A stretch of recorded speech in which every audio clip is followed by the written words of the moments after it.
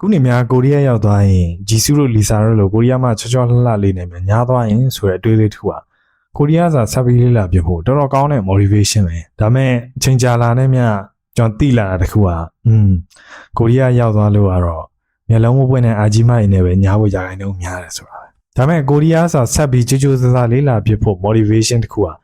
ဂျီဆူတို့လီဆာတို့နဲ့များညားသွားလေမလားဆိုတဲ့အတွေးလေးတစ်ခုလောက်ကောင်းတဲ့ reason motivation တစ်ခုကျွန်တော်ခုထိရှာမတွေ့သေးဘူးညီပါနဲ့မိတ်ဆွေလည်းကျွန်တော်လည်းပြောဘူးမှာပါကိုရီးယား over ချောလေးနဲ့များတွေ့မလားဆိုပြီးကိုရီးယားစာတွေကြိတ်လေးလာဘူးတော့မဟုတ်လားဒီသဘောတရားကို probability weighting လို့ခေါ်တယ်ကျွန်တော်တို့ကဖြစ်နိုင်ခြေအနည်းဆုံးအရာဝတ္ထုကိုပို့ပြီးတော့ရင်ခုန်ကြတယ်ဖြစ်နိုင်ခြေအများဆုံးအရာဝတ္ထုတွေကကျွန်တော်တို့ရင်ခုန်အောင်မလုပ်နဲ့ဒါဆိုရင် motivation စကားလုံးတွေကဘာကြောင့်ကျွန်တော်တို့ရဲ့စိတ်ကိုအကောင်းဆုံးလှုံ့ဆော်နိုင်လဲဆရာတက်ကြွမှုပေးနိုင်ဆုံးလဲဆိုတာသတိထားမိကြမှာပေါ့ motivation နဲ့ပတ်သက်လာရင်ကျွန်တော်တို့ကြားနေကြ think big တို့ dream big တို့ဆိုတာအဲ့ဒါပဲဗျကိုနဲ့လက်လန်းမမီတဲ့အရာဝတ္ထုလေးတွေပန်းနိုင်လေးတွေကိုမှပို့ပြီးတော့ရင်ခုန်စိတ်လှုပ်ရှားတာဆရာတက်ကြွမှုကပိုရကျွန်တော်တို့လက်လန်းမီတဲ့နေရာလေးတစ်ခုကကျွန်တော်တို့စိတ်လှုပ်ရှားတက်ကြွမှုမပေးနိုင်ဘူးဒီသဘောတရားကိုသိရင်ကျွန်တော်တို့ဘဝမှာgoal settingအလွဲတွေအများကြီးချခဲ့တာတွေကိုပြန်ပြီးတော့ပြင်ဆင်နိုင်လိမ့်မယ်မိတ်ဆွေလက်ရှိမှာ300ဝင်နေတဲ့ထား350ရှာဖို့ဆိုတာမိတ်ဆွေအတွက်လွယ်ကူလိမ့်မယ်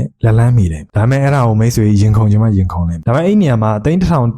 ဆိုပန်းနိုင်များချကြည့်ပါလားရင်ခုန်တဲ့နေရာဒီတက်ပို့ပြီးတော့ပြင်းထန်နေရောကျွန်တော်တို့ရမဖြစ်နိုင်တဲ့အရာဝတ္ထုတစ်ခုကိုပန်းနိုင်ပြချမှတ်တဲ့အခါမှာကျွန်တော်ရဲ့စိတ်အားတက်ကြွမှုကအမြင့်ဆုံးကိုရရှိတယ်ဒါပေမဲ့အဲ့ဒါရဲ့စမ်းကျင်ဘက်က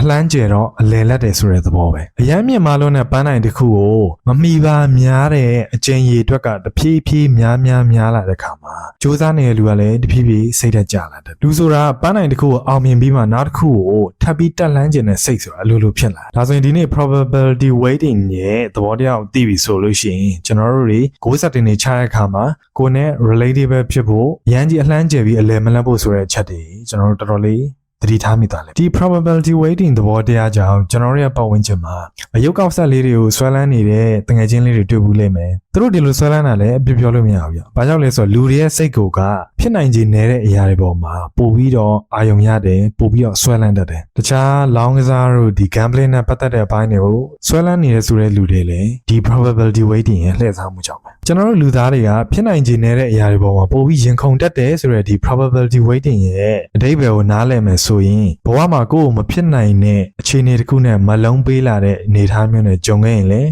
ကျွန်တော်တို့တတိချာစဉ်းစားနိုင်လိမ့်မယ်ဒီဟာကတကယ်အခွင့်အလမ်းလားမလုံးလားဆိုတာကိုခွဲခွဲခြားခြားသိလာလိမ့်မယ်ခုလိုမျိုးစိတ်ပိုင်းဆိုင်ရာသဘောတရားတွေကိုသိထားတာမိတ်ဆွေအတွက်စီးပွားရေးမှာပဲဖြစ်ဖြစ်လူမှုရေးမှာပဲဖြစ်အကျိုးရှိလိမ့်မယ်လို့ကျွန်တော်ယုံကြည်တယ်ခုလိုမျိုးကျွန်တော်တို့လေ့လာသဘောကျဆိုရင်ဒီဘက်ကအပေါင်းခလုတ်လေးကိုနှိပ်ခဲ့ပေးပါ